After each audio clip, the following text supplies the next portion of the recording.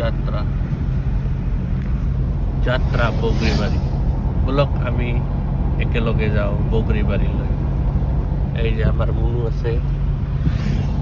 হাই হাই। আমি এতিয়া বগৰীবাৰী মন্দিৰলৈ গৈ আছো।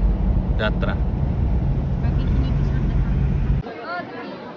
নিয়ে যাবো ফটকৰি কাৰিয়া বান্দৰ বান্দৰ হাত দিয়ে ধৰিস